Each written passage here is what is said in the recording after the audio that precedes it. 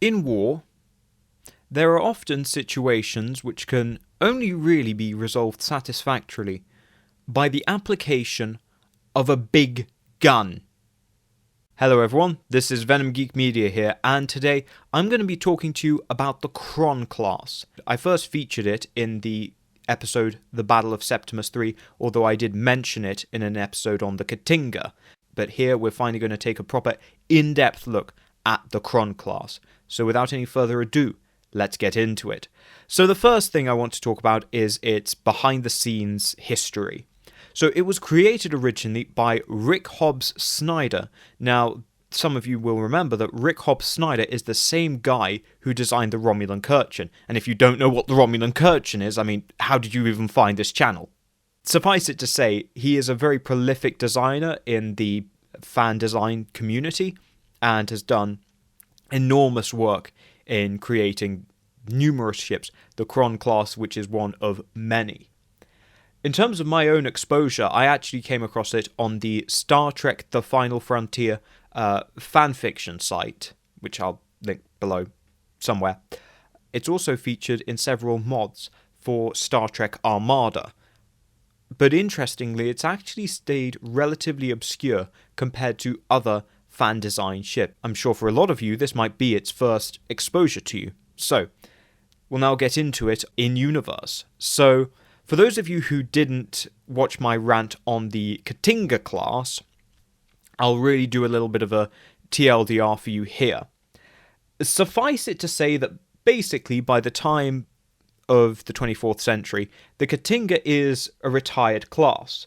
It actually wasn't used during the Klingon Civil War, despite how desperate a situation that might have been, because it was just completely non-viable in the context of the Klingon Civil War. It was outclassed by Camarags, it was outclassed by Cavorts, and it was not speedy enough to serve in a reconnaissance role like the Burrell.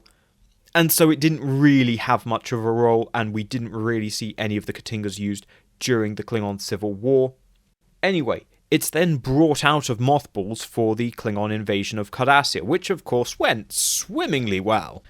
You'll note that actually quite a few were immediately blown up at the Battle of Deep Space Nine. So it was retrofitted to serve as a monitor. Now this is not because it's a very good monitor, it's because it's the only thing it can do. It's too slow to really serve with birds of prey and be in that sort of aggressive role, and it's not really up-close powerful or durable enough to go along with the Vorcha and take on enemy cruisers. So they stick the longest range gun they can on it and tell it to sit at the back and shoot at whatever it can, and then hope for the best. Now it was very good initially, because no one else was using monitors at that point.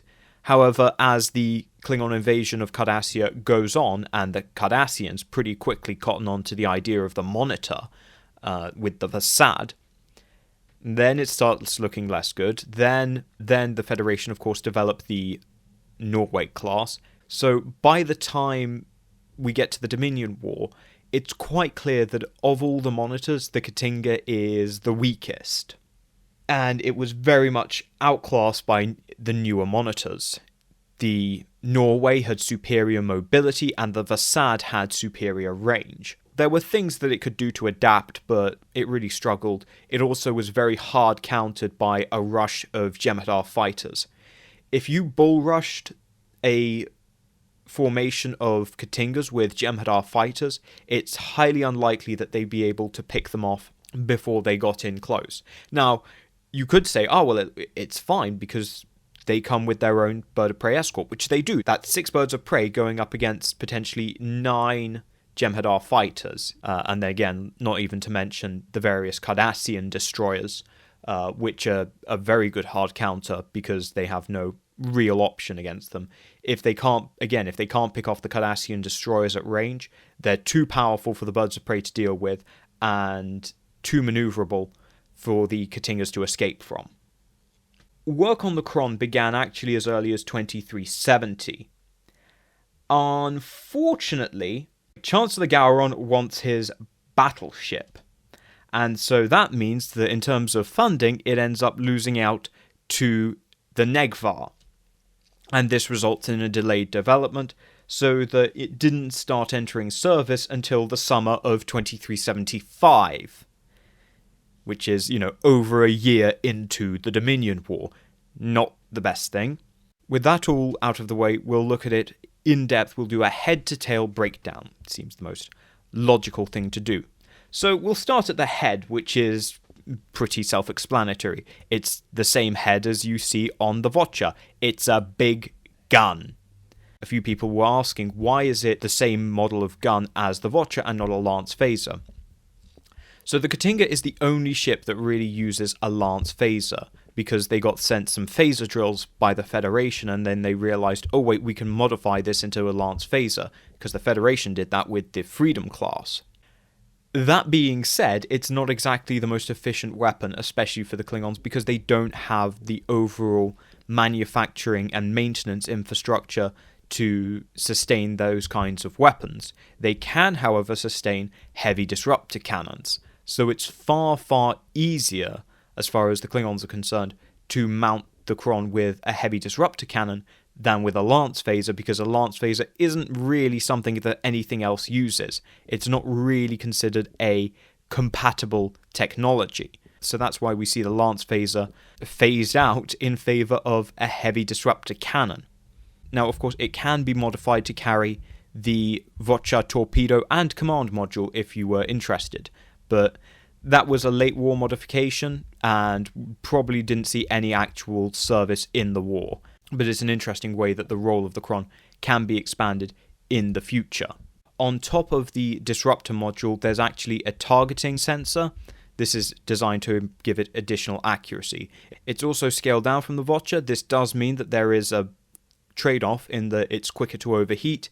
However, because it's not getting quite into the thick of battle like the Vorcha would be, that was considered an acceptable trade-off. It would be better able to manage its rate of fire.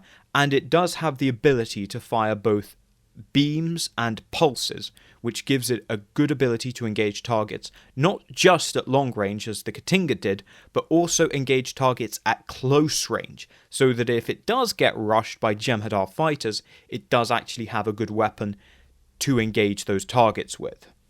Now, this brings us back to the bridge section, which is the exact same bridge as on the Vorcha. Really not much to say about it, it's just a reused component and works very well for what the Kron needs to do. And it also allows better interoperability between the various crews. So if you go from being assigned to a Vorcha to being assigned a Kron, you're going to understand the ship systems very easily, as compared to going from a Ktinga to a Kron, which would be a substantial step up and improvement. Now, further back from the bridge section, we have what I can only really describe as the canards, a sort of small set of wings. These are basically, well, they're two things. They're the ship's primary habitation center. Most of the rest of the ship is gun or engine, so this is where most of the crew resides. It's also home to two of the torpedo launchers. The third torpedo launcher is up front underneath the disruptor module.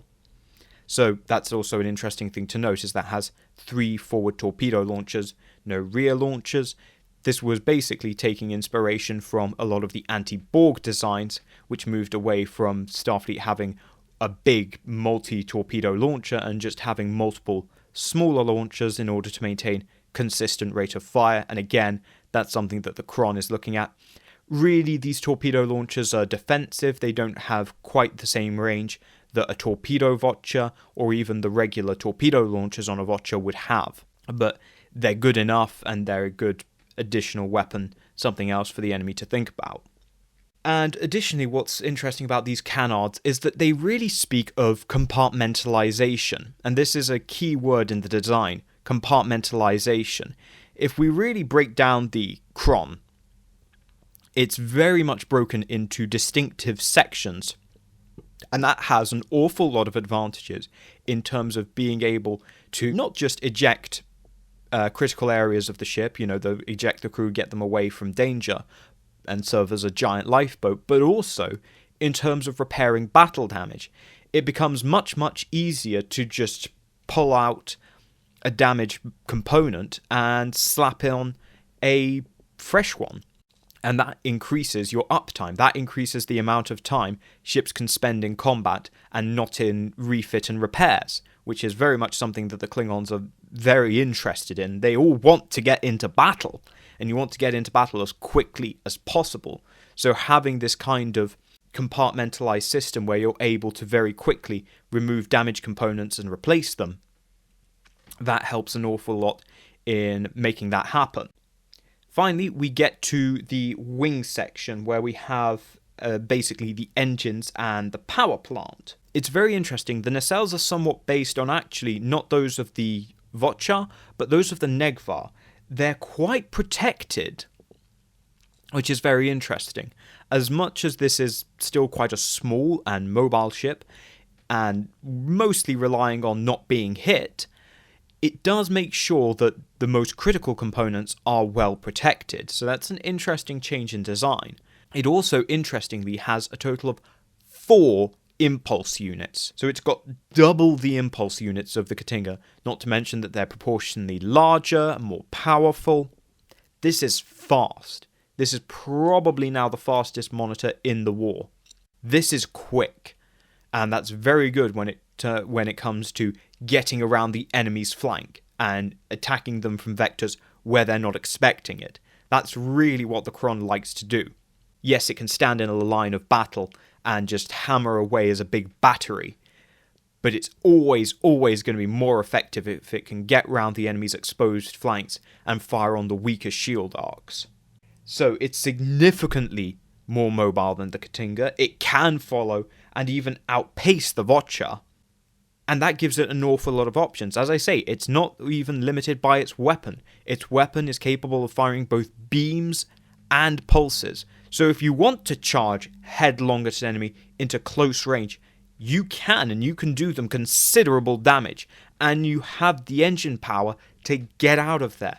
And you're relatively protected as well, so that you can minimize damage. It's something that far better suits Klingon doctrine and tactics than the K't'inga ever did. The K't'inga had to be a very sedentary, static vessel and just hold back, which was not popular with its commanders.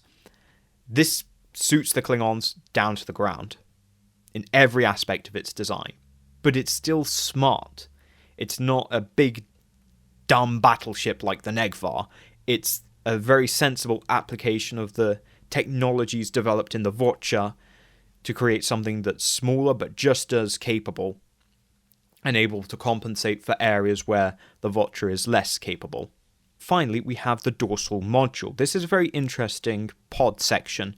It's basically the main shuttle and cargo bay, and interestingly, attached to this pod are a set of wings.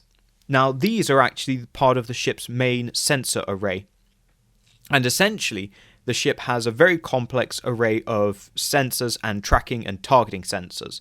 So basically what we have here is the primary tracking array. This is tracking everything in and around the ship. Then you get down to the canards, which are basically the targeting array. So the canards basically look at things that are within the arc of fire for the ship.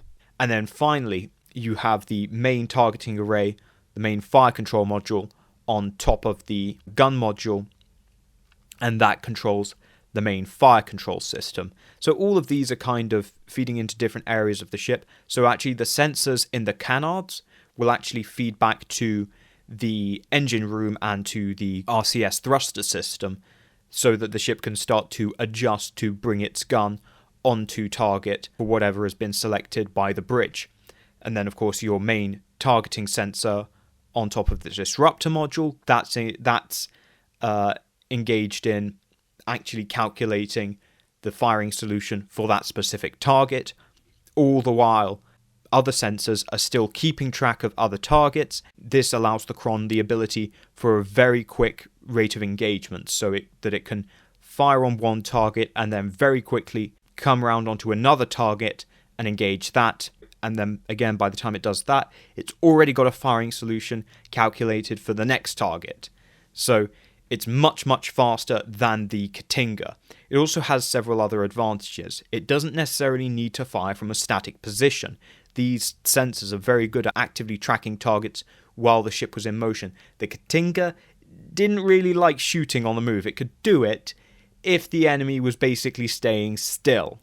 This fire control system is perfectly happy to engage a moving target while you yourself are moving at considerable speed. So it's got greater engagement options than the Katinga and a better ability to respond to developing situations. So if we look at matchups, if we compare it firstly to the Cardassian Vasad, the Kron is faster, it's more agile. The only problem it's going to have is that it's likely outranged. But unlike the Katinga with the speed and agility, it's got a far better ability to mitigate and potentially outskirmish the Vasad.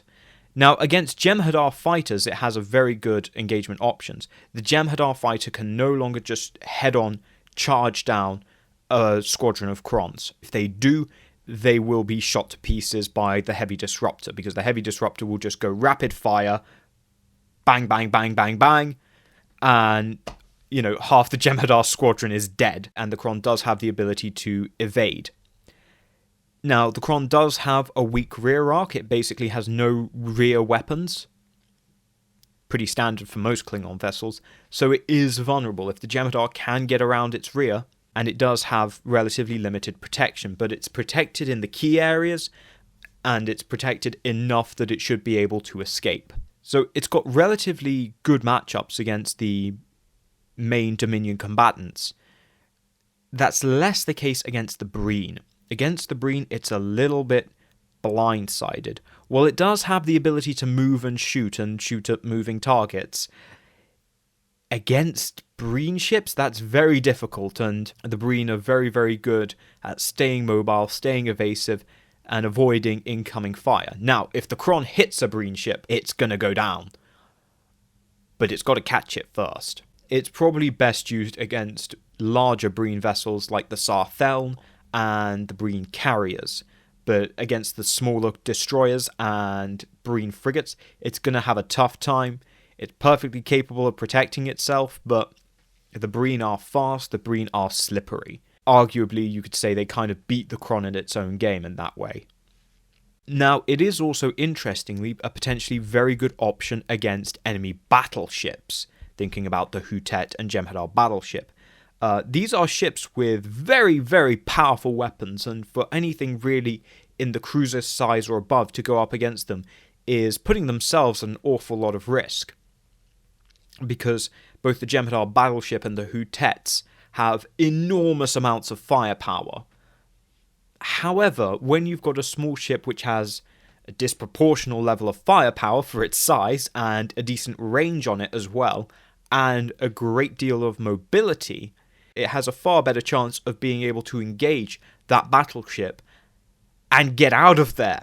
So against Jem'hadar battleships and the Hutets, Kron's actually a pretty good option compared to a Vorcha, which is, a Vorcha can do a lot of damage and, has the ability to engage ships in that size, but it's putting itself at an awful lot of risk compared to a Kron. You can get yourself into trouble very quickly, but you can get yourself out of trouble just as quickly. So really, just to round things up, I think it's fair to say that from this video we can establish that the Klingons like big guns, and they cannot lie. And the Kron is really the ultimate incarnation of big gun. Although it is a smaller version than the Vorcha, it is very much refined down to that basic element of large gun. And it also shows that even the Klingons can refine and modernize their designs and refine and modernize in their thinking, although it took them long enough. I think the fact that the Negh'var came out before this says an awful lot about where the Klingon Empire is in this era and where the Klingon political leadership is. And, well, it doesn't exactly look good. Imagine all the lives that could have been saved. Imagine all the warriors that could have gone on to survive a battle and fight again to win even more glory for the Empire, if only they hadn't delayed the Kron for the Chancellor's vanity project. With that said, thank you guys for watching. I hope you enjoyed. Please like and subscribe and leave your thoughts in the comments below, and I will see you all in the next video. Thank you to my members for supporting the channel. My Navarks, Tully DT, Jeffrey Ballard, Rella, and David Reeves.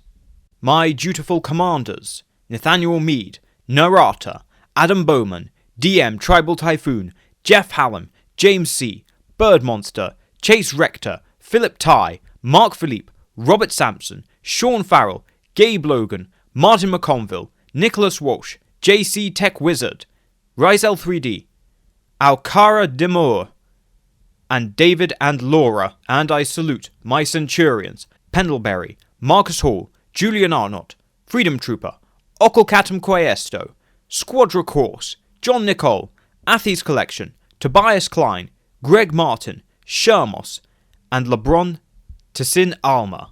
And I thank all my loyal sub-lieutenants. Thank you guys for supporting the channel, and I will see you all in the next video.